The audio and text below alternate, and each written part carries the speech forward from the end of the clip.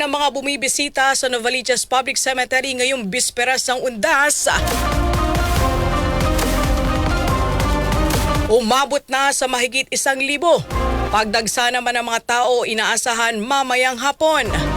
Ang kasama natin sa balitang yan, si Radyoman Lestor Aler.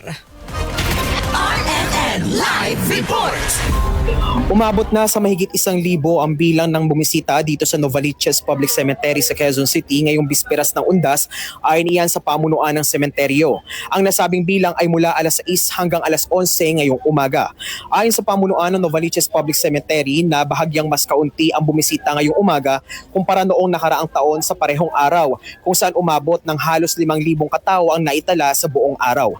Pero sa kabila nito, handa naman ang pamunuan sa pagdagsa ng mga bibisita mamayang hapon at sa mismong araw ng Undas, kung saan umabot sa humigit kumulang 50,000 na individual ang nagtungo sa sementeryo mula October 31 hanggang November 2 nakaraang taon. Samantala, wala pa namang natatanggap na sumbong o reklamo ang pamunuan sa mga nawawalang puntod sa loob ng sementeryo. So ngayon wala pa naman.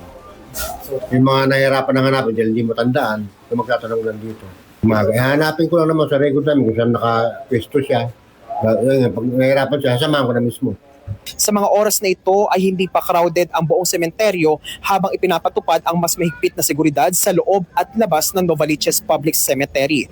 Patuloy rin ang pagpapaalala ng sementeryo sa mga bumibisita pagdating sa pagdadala ng ipinagbabawal na gamit at panlinis, lalo na't pansamantalang ipinagpaliban ng pagsasaayos at paglilibing simula ngayong araw. Kasama mo sa RMN Manila para sa Alaala 2025 Special Coverage, Radyoman Lestor Aler, Tatak, RMN.